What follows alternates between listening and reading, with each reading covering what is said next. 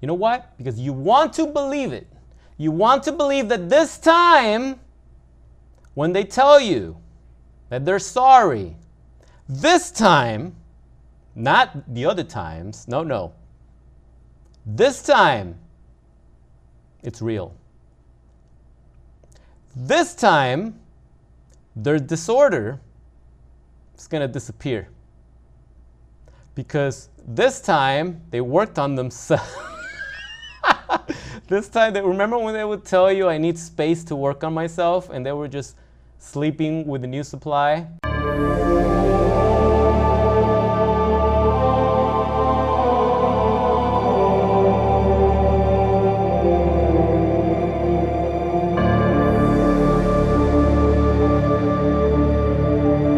Hello and welcome back to Psychopath Exposure. My name is Kira. Hope you guys having an amazing day today. We're going to be talking about psychopaths and narcissists, aren't we? So I want to highlight a comment from Meowmer94. I'm sure that's not her name. I've seen her before. I like your AI little avatar there, Meowmer. AI is going to ruin society. Okay, so to be technical, I think some NPD/ASPD people do ruminate. That's why some victims get stalkers. But it's not about the love they lost or some bullshit. It's about them losing the supply that made them feel the best. For me, he told me I put up with more of his shit than any of his exes ever did. He said how he loved the nonstop attention I gave him. I was full-blown BPD at that time. And I made him tons of art pieces that he still keeps in a box as some kind of effed up narcissistic supply trophy. But I think the real question is here. I read that wrong. But I think the real question here is, why do you care? Stop it! Even if they are ruminating about you, it has nothing to do with you. It has everything to do with how you fed their ego. Let it go and blossom. Thank you for that, Miss Full-Blown BPD. How did you solve that, by the way? I didn't know there was a cure for borderline personality disorder. But thanks for your comment. I always appreciate your participation in the comments with the community. Guys, yes.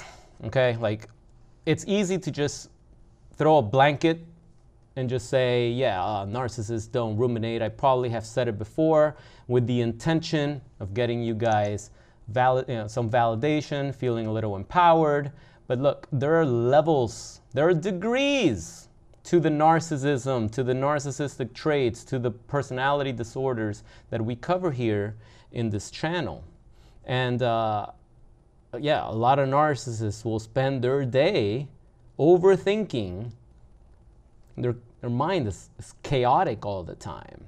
And they make things up, and they believe the BS that they make up. They believe it, and they act on it too. See, that's the difference between a dumbass and somebody that's just overthinking. They overthink, but they're not going to go and do something that's going to like ruin their life or ruin the lives of others.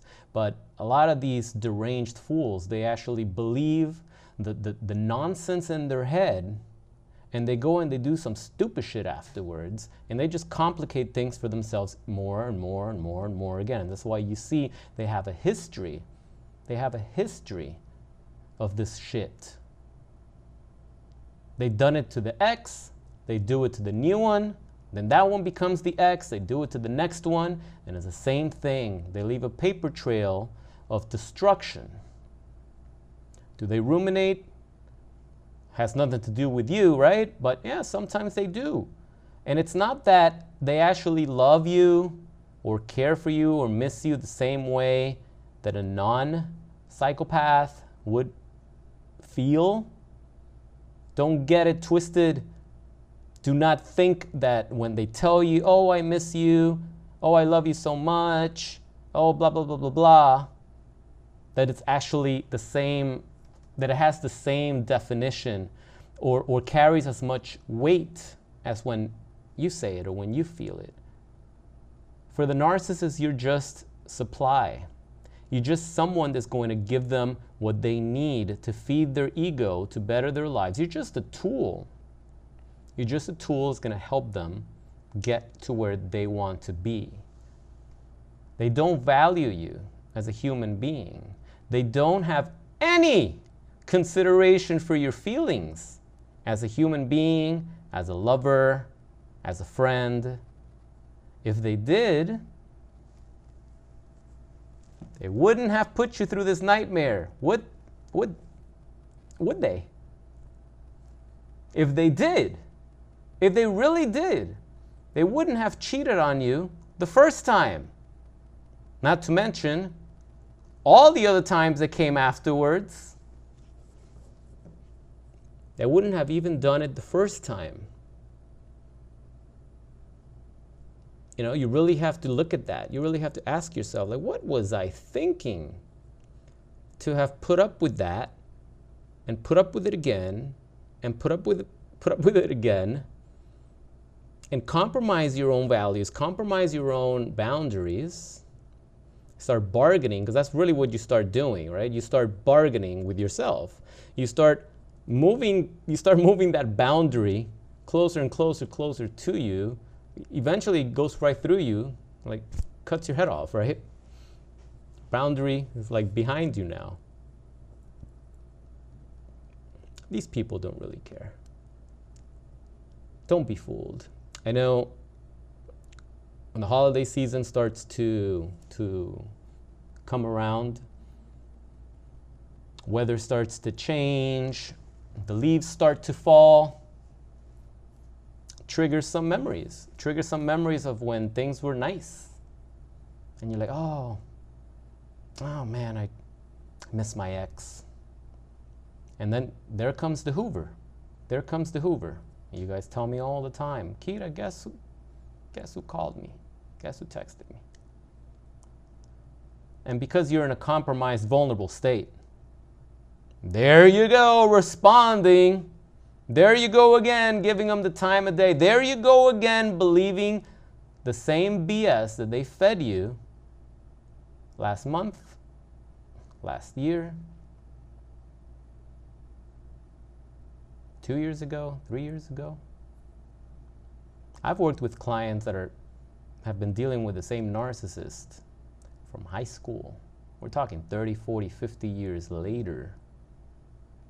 I'm not kidding. The same BS that they fed you time and time again. You know what? Because you want to believe it. You want to believe that this time, when they tell you that they're sorry, this time, not the other times, no.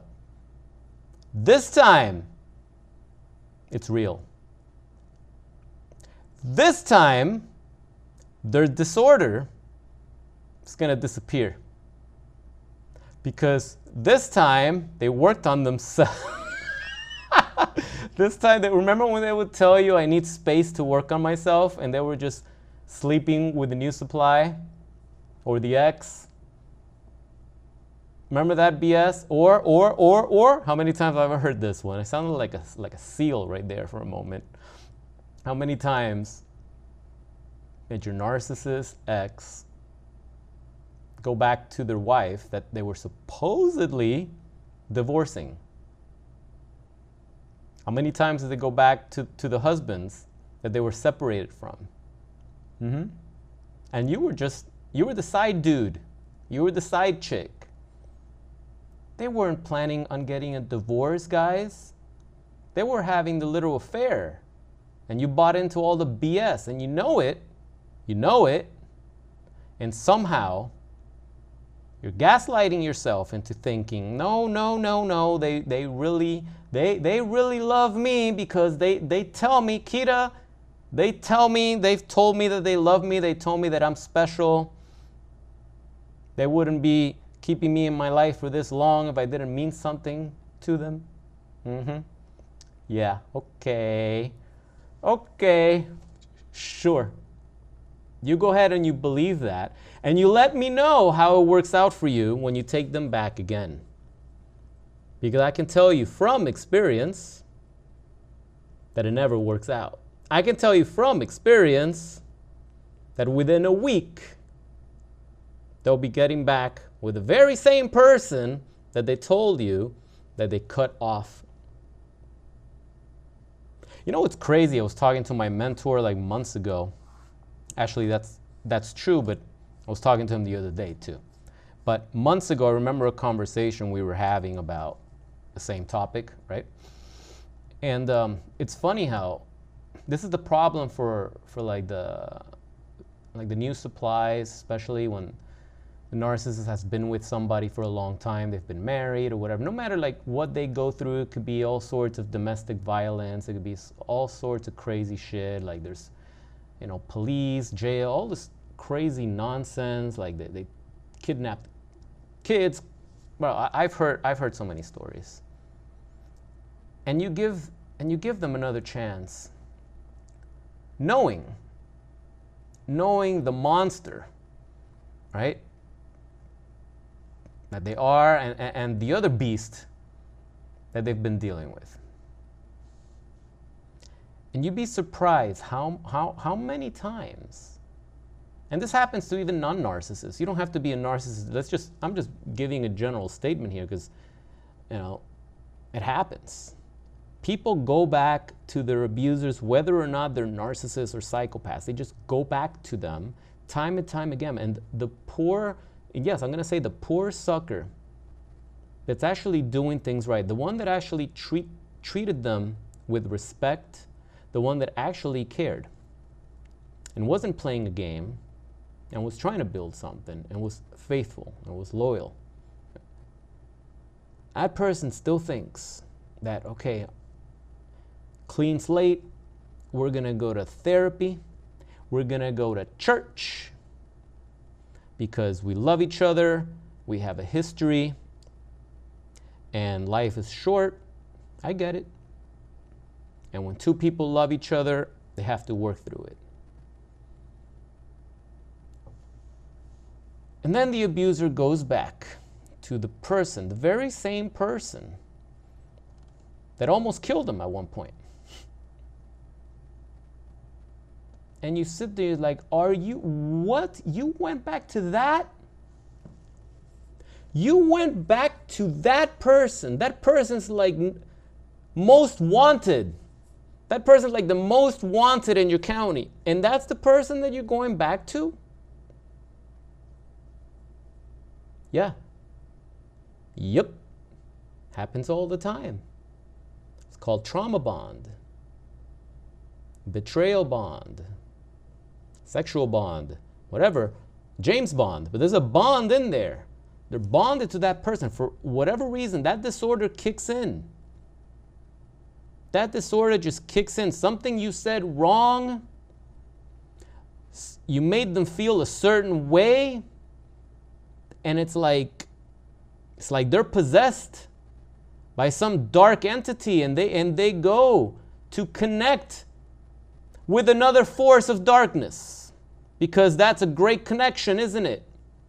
They gravitate towards each other.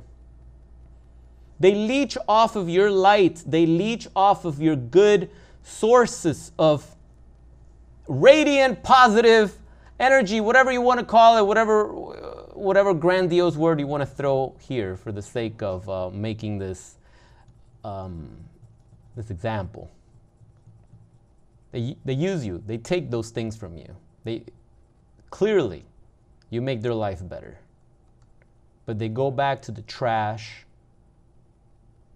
that they're used to. They go back to the trash that resonates most with them.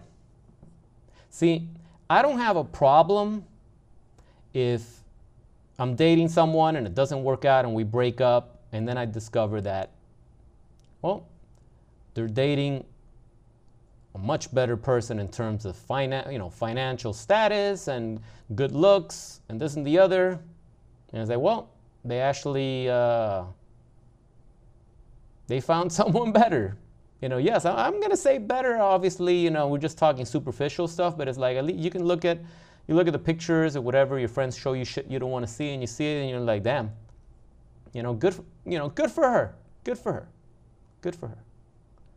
But when you see that they drop levels, and they go back to a scumbag and their life just turns into chaos because of their choice, you got to smirk a little. And I know that it's the type of thing that bothers most. Used to bother me. Now if things like that happen to me, it's like, oh, there you go. It's like, you just saved me time. Now, if something like that were to happen, it's like, you weren't the one for me anyway, because you just showed your true colors. That's the silver lining that I'm talking about, to be able to recognize that when you lose something, it wasn't meant for you. You see that?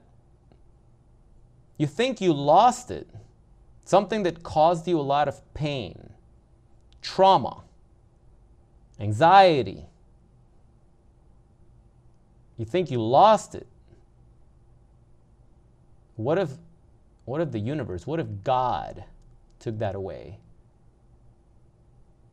Took it away from you. It wasn't for you. And you're dying, you're here like crying, losing sleep over the very thing that was killing you.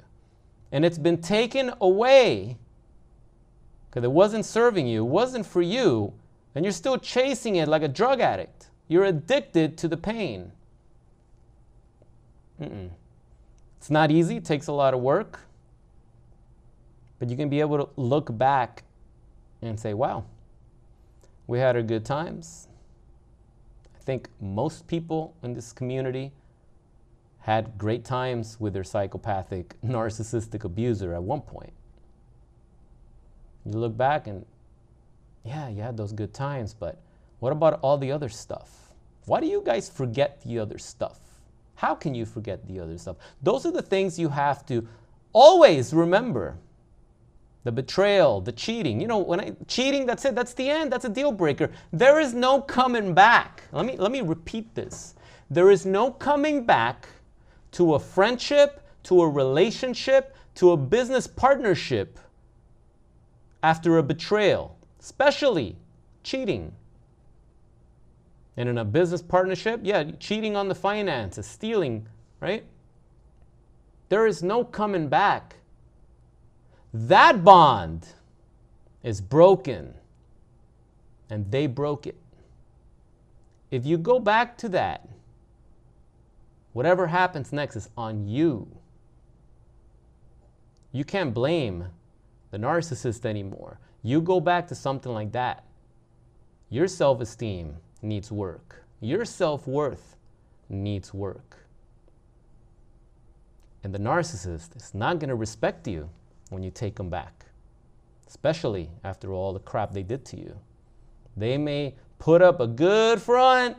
They can say all the right words that you want to believe. But the moment you cave, there's an instant shift. Instantly, something shifts, and they lose more respect for you. The moment they recognize it, it's like a shark smelling blood, and they just go and they find it, they track it, right? The moment the narcissist recognizes that you're about to forgive them and take them back and hear them out, something shifts. And the next betrayal is right around the corner. I can tell you that from experience. And I'm sure all of you guys can repeat that back to me from your experience. So why do it again? Let the narcissist, let the abuser ruminate all they want. Let them drive themselves crazy. Let them lose their minds. They made their bed. Now let them lie in it. They dug their grave. Let them die in it. If you want to turn your life around, you can't keep going back to that trash, or your life's gonna smell like shit. Guys, leave your thoughts and comments below.